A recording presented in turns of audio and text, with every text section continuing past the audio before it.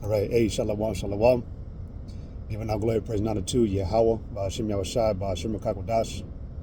Double honors to the apostles and elders of Great Millstone, which rule well. Peace and much love, honors and blessings, salutations to the elect of Yahweh, Ba'ashem Yahushai, which hold their conduct, composure, and integrity, standing firmly and fast in the faith, believing in the name of Yahweh and his only begotten Son, Yahushai. Yahweh being the Heavenly Father, who the world ignorantly calls God, and Yahushai, who the world ignorantly calls Jesus Christ. God and Jesus are not the names. There is no power in those names, and those names will not save you. Yahweh is a name that will save you, and Yahushai is a name that will save you. But particularly through the Son's name, Yahushai, salvation will be obtained ultimately because of Yahweh and his will. All right? Acts 4:12 proves that. Okay? You need both the names to be saved. And you're not going to have one without the other if you are an elect. All right? You will have both names. And the elect will praise those names. So call Allah Yahweh Ba'ashem Yahushai. But this is kind of an addition to the lesson I did this morning. The lion hath roared, and who will not fear, or who shall not fear? And that the Lord hath spoken, who can but prophesy? And I was just, meditating a little bit more, especially about, you've been hearing about the rumors of wars, and really last week you had America, all right, engage in war with Iran, last week. There was a whole breaking news. America, how did it go? Breaking news, America is at war with Iran. You have this little debacle with Trump dropping a bomb on Iran. And, something I said in the lesson this morning, how I kind of missaid it, but I said all roads lead to the war, or all roads are leading to war in America. But I was really trying to say that it's really the norm of these things. These are the norms now in our time. At one point in time, it was kind of a calm, a little bit of tension, but America was able to keep these nations in check. You didn't really hear about skirmishes and, disagreements with the nations. It was somewhat, us men of the Lord, when I'm one of them, us prophets, the men that are out on the highways and hedges speaking His truth. It was at one point in time where we were reading the scriptures like Matthew 24, Jeremiah 28, 2 Ezra 7, all right, Luke, where it talks about, the same thing that Matthew 24 talks about. And it was kind of more of like, we're preparing this world for it, because it wasn't kind of there yet. We brought out Romans 13:11 and telling you that, our salvation is more near than when we believed. And it was kind of things that us men, especially the men that came up, when YouTube started becoming a website, early 2005, 2006, and then, but then the Spirit, had this great awakening of, with Great Millstone in particular, it's 2007, the men that were woken up, 2007, 2008, 2009, 2010. And we were reading His words, man, but like not in disbelief. He that had an ear, let him hear, but it kind of wasn't really happening. We know why we know why. All right. The Lord was sounding the alarm, right? Sounding the trumpet, telling you, hey, wake up. Hey, beware. I'm bringing something, something's about to happen. And then slowly but surely, it's even more so now that, hey, I'm bringing something, get ready, get your house in order, warn the people, warn your people, warn them from me, warn them about these terrors and calamities that are about to come, the wars, the pestilence, the famine, the beginning of sorrows, rumors of wars, the earthquakes, right? And like I said, it was starting to heat up, little by little. Goodness gracious! Well, now we're at a point, if you haven't been able to see it, that it's the everyday norm. Every day is talk about war, man, with America, with Iran, with China, with Russia, with Turkey, with Korea, with Japan, all right, with Mexico. And you got this devil Esau fanning the flame because he's a dickhead, all right? That at the start of Trump's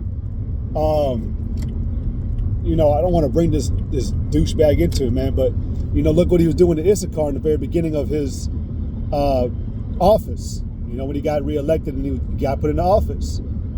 You know, and then he was slandering, yeah, he is. He's slandering, you know, Issachar and you know, demonizing them, you know. But, I mean, that's just one example. But everything else, like with, you know, who was it? Zelensky, I think. All right. And how, you know, this devil was acting with him. And, Salaki, I'm trying to get over as well. I'm trying to make sure I don't be driving all crazy. Anyways, but all these things have been fanning the flame. We've been telling you again, like, things are coming.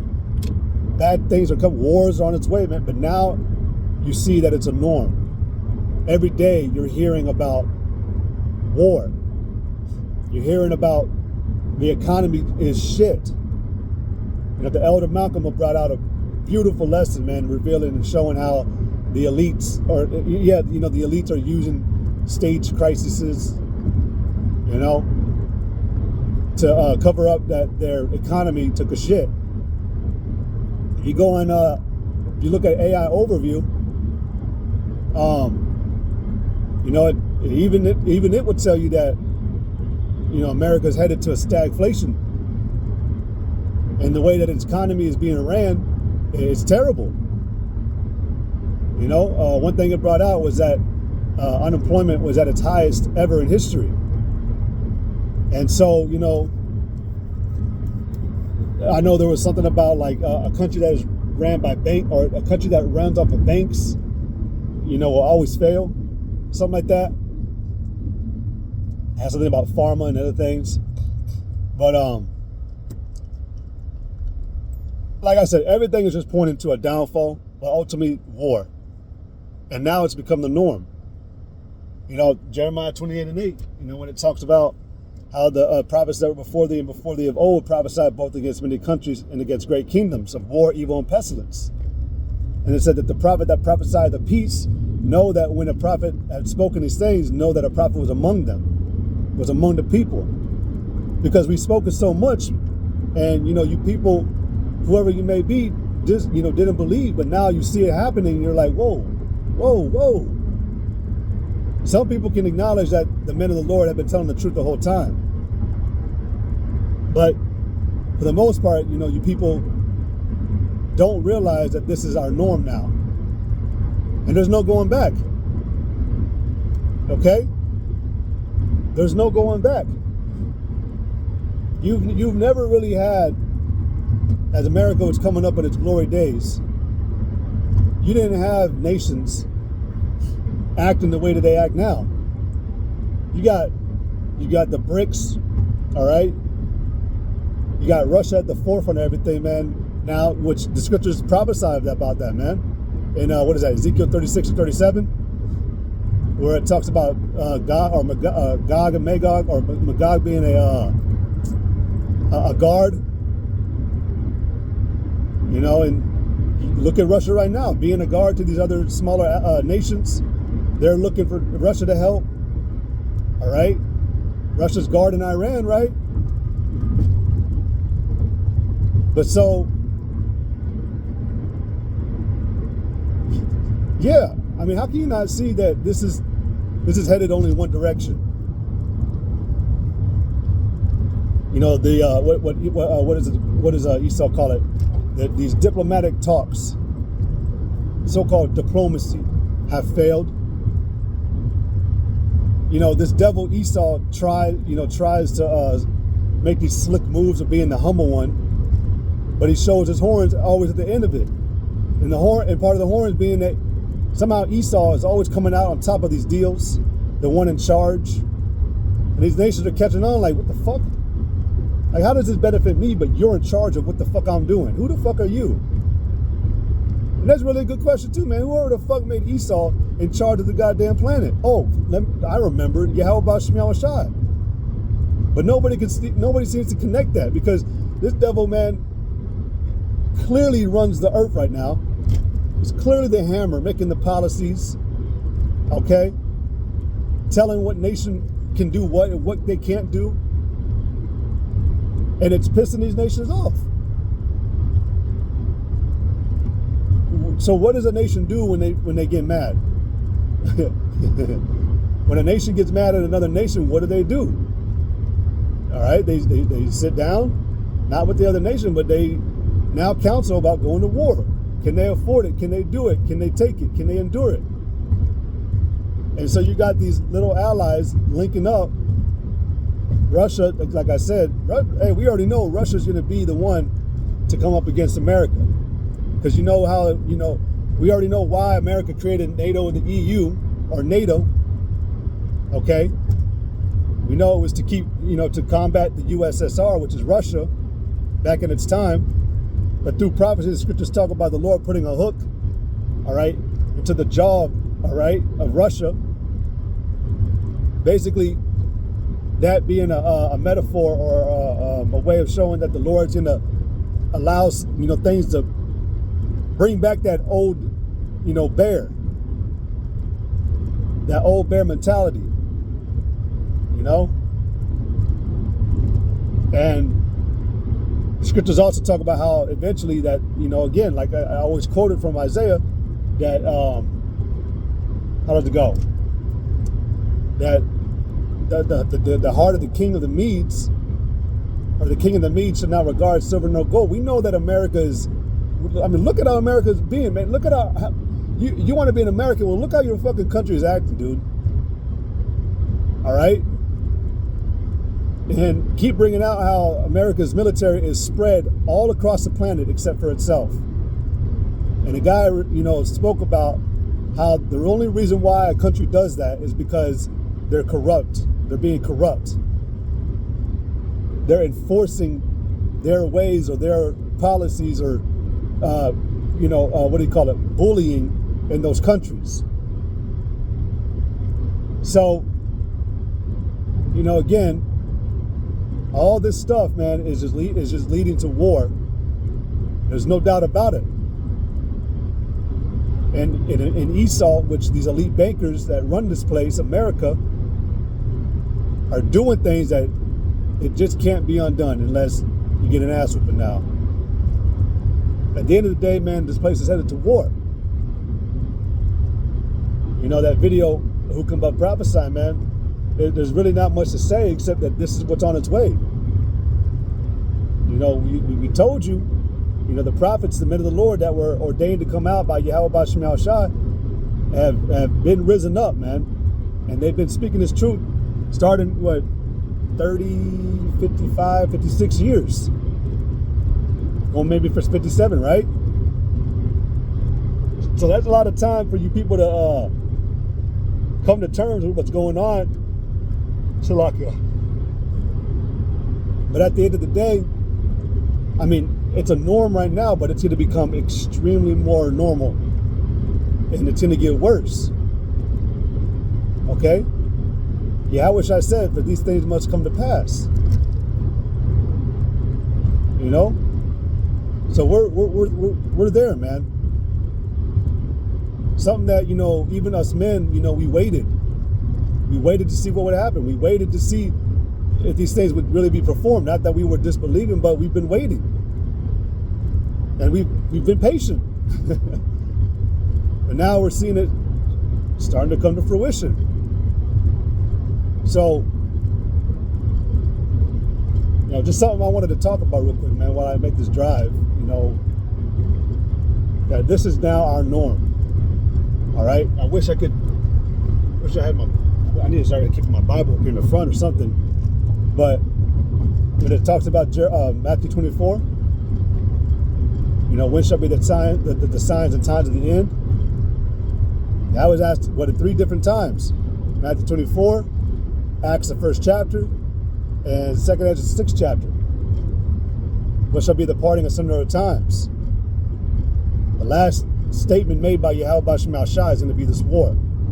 All right, World War III. But we know that other prophecies have to occur before that. But the major prophecy is that RFID chip being implemented. That's going to be the piece to make this all happen. Because that's when the Lord's going to lift up a standard and allow all this chaos to really, blow up, so to speak. All right, and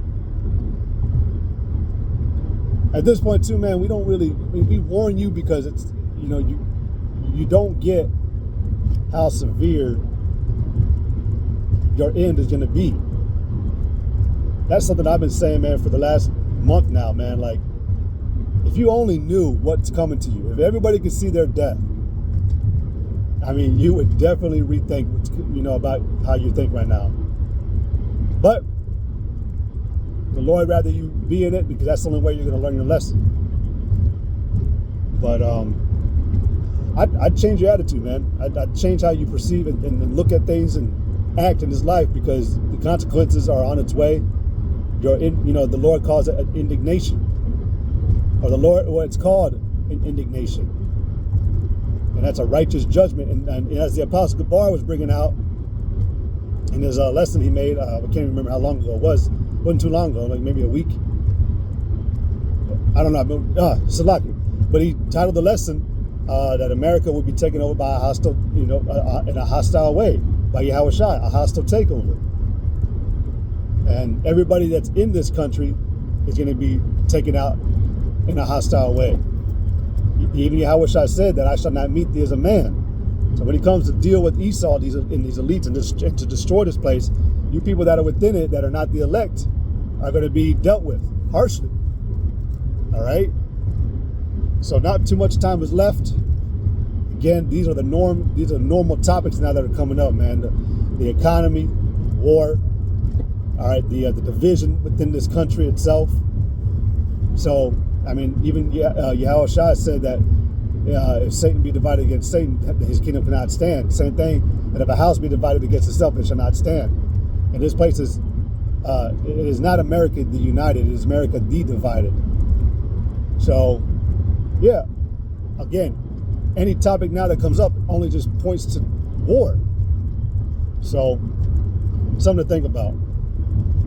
But, with that, Lord willing, this little, Lord willing, it was spiritual, but it was a rant, and just in addition to the other video, but Lord willing, it was edifying. I want to give all glory, praise, and honor to Yahweh, Ba'ashim Yahushai, Ba'ashim Kakwadash. Double honors to the apostles and elders of Great Millstone, which rule well. Peace and much love, honors, and blessings to the elect of Yahweh, Ba'ashim Yahushai, which hold the kind of composure and integrity. To the next one, I say, Yahweh, Ba'ashim Yahushai, Brakatom. Shalom. Dua for tuning in. Shalom.